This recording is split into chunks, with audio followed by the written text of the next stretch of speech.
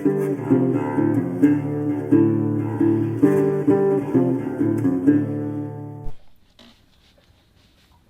guys, welcome back. Today we're taking a look at my Macon Armory AR-45 kit. Now, this was a kit that I actually got part of a trade. I finally got rid of my Yugo M59, M4957 kit that I've been trying to sell for the past couple months. And actually the owner of Macon Armory actually saw my post on Builders Guild and contacted me and said, hey, you know, I'm looking at doing some work on designing some parts for the market for the Yugo, and he wanted my kit so we can use that as reference.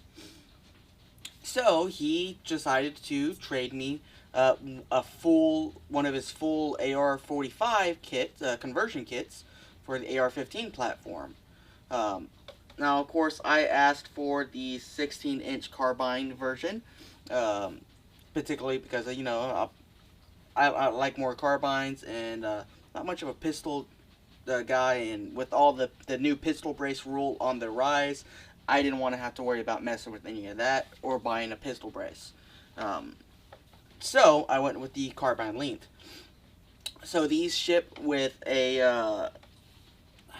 I want to say, what was this, a 12-inch? 12-inch,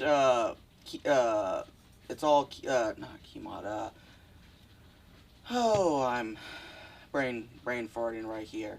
But, 12-inch M-lock rail. It does have pick all the way down the top of it. Very nice, thin rail. It's actually really nice looking, and it blends very nicely into their upper. And I want to say this is their upper that they designed themselves. However, it has no markings on it or anything. However, the rail does have their logo on it.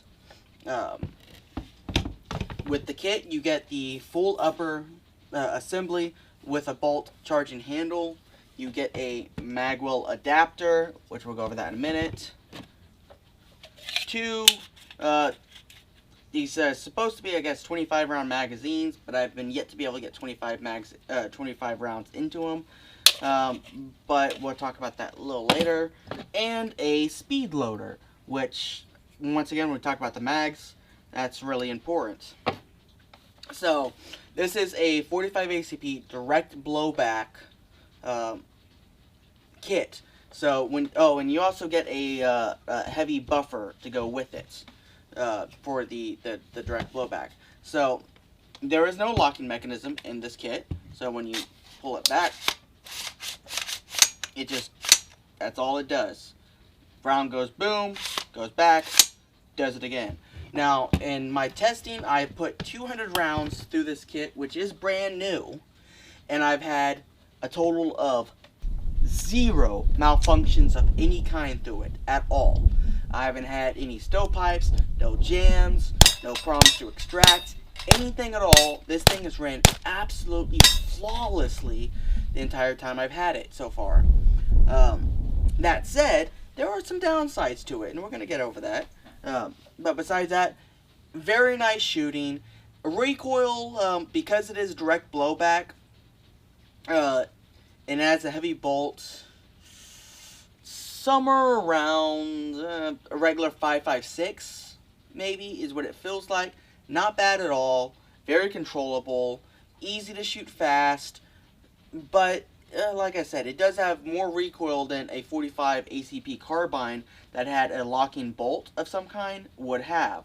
That's because, you know, this thing's still extracting at a pretty high pressure as opposed to, say, like something with any kind of locking system. Now with 9mm, all this stuff would be lightened up, lighter cartridge, much lighter recoil, which is one of the reasons why I'm wanting to go over to 9mm, plus all my handguns are 9mm anyways. So it's, to me, if I'm having a pistol caliber carbine, I kind of want the same cartridge that my handguns have. It just makes buying ammunition far simpler. Now, all my testing I did with this rifle was with a 200 round bulk box of Monarch. Full metal jacket, training ammo, nothing special. I haven't put any self-defense rounds or anything through this. I don't suspect it's going to have any issues with those, but I didn't do any testing with it specifically because I'm not going to buy expensive self-defense ammunition for a test in a carbine. Now, if I was planning on keeping this, which unfortunately I'm not, and I'll go over that later, then yes, I probably would have done some testing with it in order to see if this would make a decent hog gun. 45 ACP, especially out of a 16 inch barrel, it's getting boogied out there, and it is putting out some energy. So, one second, I'm going to actually look up and see how much more energy 45 ACP is making out of a 16 inch barrel.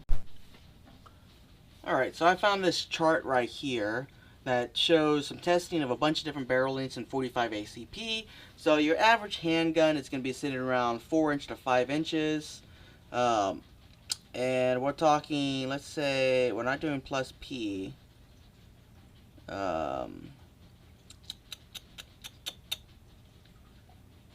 Yeah, that's all self-defense rounds that it has.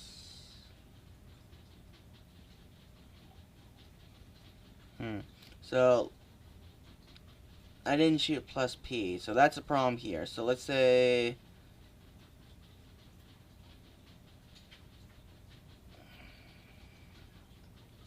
Okay, so let's say this Federal 230 grain is probably closest what I was shooting.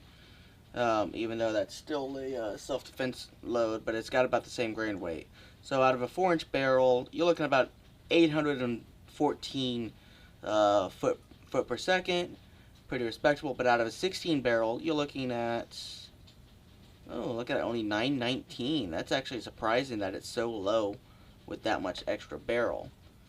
Huh, interesting. So, I mean, you're getting a little bit more boogie out of it. Out of a 16 inch barrel. That said, you know, it is what it is. Now, interesting things on his designs. He has just a regular AR-15, you know, dust plate here, but it's cut down, and he has a shell deflector that looks like it's 3D printed, which, you know, doesn't seem to have been doing so bad, but it is starting to chip up a little bit. So I have a feeling this would actually wear itself out relatively fast. So that's something to think about if you're looking at one of these kits. I assume that he sells these on the website to replace it out, so I wouldn't be too worried about it. Now, his rail on these is really nice. He does have locking tabs on both sides that go over the actual receiver. This stops it from rotating. And then on the locking side down here, the tightening side, his bolts come in to a solid, straight, flat plate that actually helps sandwich that. So that means you're not really pulling nuts directly onto the aluminum. However, I do wish that it had the same situation on the other side, but it's not that big of an issue. So really nice design on the on the rail. You do got just a basic 45 cal birdcage style flash hider on there. None too special, none to write home about on that. Now let's go over some of the cons of this rifle. So let me disassemble it, make this a little easier. Now, one thing that is a bit of an annoyance is during disassembly, because this is a direct blowback and there's no locking mechanism, your bolt can just kind of fall straight out of the back of the rifle if you tilt it the wrong way. So you got to be careful of that. And you can see in there it's pretty dirty, and that's part of the direct blowback. You get a lot of gas that comes back into the action of the gun, and that is probably one of my biggest complaints about actually shooting this gun. You see how dirty that is just after 200 rounds how dirty it is. So this is a gun that you would have to really stay on top of the maintenance on. You know, it's none too crazy, but it's dirty. And one of the issues I had with that is while shooting, even wearing glasses, you know, safety glasses, some of that gas was getting back into my eyes and stinging my eyes a little bit, which isn't something I particularly like. Now, if you had some kind of locking system on it that would reduce some of that pressure, that back pressure, then yeah, that would kind of reduce that, and it wouldn't be that big of an issue. Most rifles that are far more powerful than this don't have a whole lot of gas that comes back into the action unless it's suppressed. Now, I'm not sure you could suppress this as it sits, because you would have too much back pressure. You'd probably have to, put an even heavier buffer in it and a heavier spring in order to handle that extra back pressure. And then, oh god, I can only imagine the amount of gas that's going to be coming back in your face. But besides that, it's good for what it is. If you're not going to be shooting this thing 1,000 rounds at a time and, without eye protection, it's probably not going to be that big of an issue. So when you get the kit, it inserts into a regular AR magwell, and you get this adapter, and this has, your ejector, your last round hold open, and your feed ramp, as well as, spacers to kind of make sure these mags fit in properly. Now, they are made to fit into any AR magwell. However, in the instructions, some magwells are looser than others, and some are tighter than others. And you see, it has these tightening, like Allen keys. So if you have a looser magwell, you can tighten in to keep it from moving. And it also has this little Allen screw up top with a washer that sits on top of the actual lower receiver as well to keep it from going down. So it's very well designed as far as to keep it in its place in the right spot. The issue I had is my lower receiver. This is an Anderson receiver, cheapy. I bought this just for throwing a 300 blackout upper on it. The problem I had is this magwell is tight on here compared to being loose. So I had a bit of trouble getting this thing forced up in here and seated properly. And then when I did, because how tight it is, I have a little bit of warping on this this little sheet metal side that it has. The problem that created is that makes it very tight on magazines.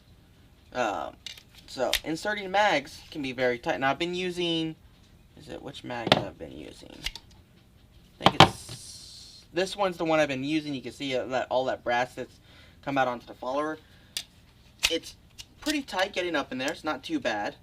But it does sit up in there pretty good. And see that it's fully in and locked. So it's pretty tight getting in there. That sheet metal pretty much has to fold out of the way. I could fix this by pressing this back out, and on this front section of the adapter, just kind of maybe sand that down or hit it with an angle grinder or something like that, just to remove just a little bit of material so it can sit a little bit further forward, and that would loosen everything up. However, I'm not 100% sure if I'm going to do that, or just let it be the next owner's problem. It is a little tight. There's also another way you could do it. You could also press it out and could literally cut out one side of this little sheet metal here or something like that, or even notch it a little bit just to give it a little bit of relief on there. There are a bunch of different ways you can do it to modify it. The best way would be, sanding down the front section of the adapter so it can just sit a little slightly forward. But then you would have to use these set screws to help keep it tight. So that's it. Besides that, the mags fit in tight, but besides that, it does what it does. It handles good. The mags feed awesome. I haven't had any issues with the mags themselves as far as feeding goes. The mags themselves, their own thing. We'll go over that in just a second. But besides that, as far as functionally, once it's all together, the gun runs flawlessly. So now let's go over the mags. So the kit comes with 2 of these mags and a speed loader. Now, the speed loader is 100% absolutely necessary because these springs are very strong and they seem to have a break-in period. The first time I actually took this gun out, I forgot this speed loader at home, and I was only able to load about 5 or 6 rounds in these each by hand. And I was able to get that to about, maybe 8 or so by using a Allen key to kind of act like something I could press down with some force. So I believe there's a break-in period on these springs in here, and it's possible that they may need that really strong spring tension to help make sure it feeds accurately, reliably. But basically, you just take this here, slide it over the magazine, press down, put in a 45, lift up, press it in the rest of the way, press back down, and repeat. Now, it works really well. Now, the only thing that I wish that, as far as the speed loader, is I did wish it sat a little tighter and firmer on here, because I've noticed when pressing in, it has a habit of kicking off to one side once you get to the lower rounds when it is heavier spring pressure. And then also, I would have liked it to had some kind of lip around the bottom to give you some grip on it, so you can really, get down and force it down. That way you can make sure you have plenty of force to fill these things up.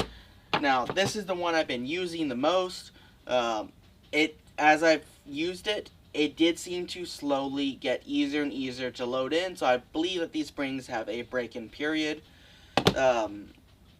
Also, with the way that the mag is, it's slowly, breaking in as well, and this mag is easier to insert than, say, this one that I haven't used all that much. So that's really the only bad side with these mags. Now, the other thing I don't like about these mags is the fact that they are perfectly straight, which is fine for 45 ACP because of, it's a straight wall cartridge, so you can use a straight mag. But personally, I think it's absolutely hideous in an AR platform, or in general, just because you just have this long straight stick sticking out of the bottom of it. Now, I wish he would have went through and, say, made some 20 rounders or something like that were only that long. Then it might look a little bit better. But these are supposed to be 30, and like I said, I have yet to be able to get actual 30 into them. The other thing I would have liked is, instead of just these witness holes, I would have liked an actual witness cut all the way down the side, so you can actually see and count the whole cartridge. That would have made it to where, and you could still had a couple little, supports going across it, but that would have made it to where it was easier to count your rounds in there, because if your bottom is somewhere in between these, well, you don't really know how much in there unless you've been keeping count. But that's all semantics as far as, magazine and design and whatnot. I don't know how long these kits been on the market, how much feedback he's had from customers and whatnot, so they may change some things in the future. Now, I am running the Constantine 1 through 10 on it right now with the red dot and crosshair reticle on it. I ran that because when I got this kit, it was the only thing that I had that made sense to even put something that was just red dot on it. Because, well, obviously 45 ACP and I shooting real far ranges anyways. But besides that, the gun's been great. Definitely, if you want a 45 ACP option that is a drop-on, ready to go, just push that pin down, swap out the buffers, and it's going to work flawlessly. The AR-45 from Macon Armory is absolutely the best that I've shot so far that's a direct blowback. Like I said, if you can deal with keeping up on the cleaning and maybe fiddling with your mag wheel to get the adapter set in, that's great. It's going to do everything you need it to do. It's going to shoot great. You're not going to have any jams. You're not going to have any extraction issues or anything. It's going to just do what it needs to do and shoot. Now, the reason why I'm going to be selling this one off or trading it off for something is I really want an AR-10 in 6.5 Creedmoor. So I'm going to be working towards, doing one of those. And if I want a PCC, like I said, I would rather have something that's in 9mm. And possibly something maybe that has a locking system of some kind. Although most, AR-9 uppers they're just direct blowback, which nothing wrong with it, but definitely maybe something with a little bit less gas flying in your face would be nice. Oh, let me put this thing back together. Now, these kits are pretty pricey.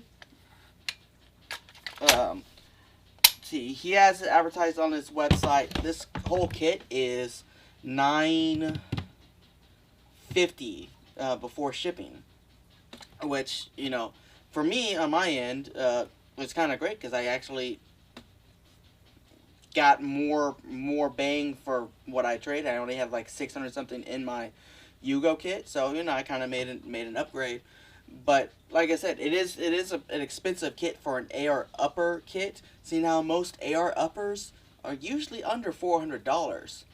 So, but you do get a little bit more than just an upper. So, you know, keep that in mind. You know, you're spending a little bit more, but you're getting a kit that you can drop into any of your ARs. So if you pick a specific lower and really tune this magazine wheel adapter kit to work in that specific AR, you could easily swap this kit in and out of any AR in your inventory relatively fast and have this, you know, thing ready to rock.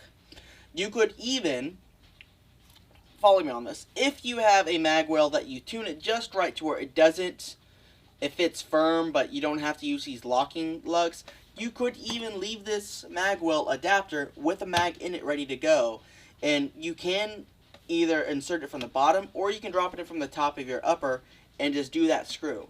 So that's something to think about. You know, maybe you can leave it ready to rock. Now of course your mag is still going to be loosely fitting in here because it does use the actual AR locking lug for the magazine lock on there to hold the magazine in place. So keep that in mind. This is something you maybe could play around with, swap stuff out fast. But besides that, anyways guys, that's the Macon Armory AR-45. If you like this kind of thing, check him out. Watch some other videos. His YouTube channel, he has a bunch of videos where he has full auto builds for this thing, and he's blasting away full auto, and it's pretty cool. So check him out over at Macon Armory, and y'all guys have a good day.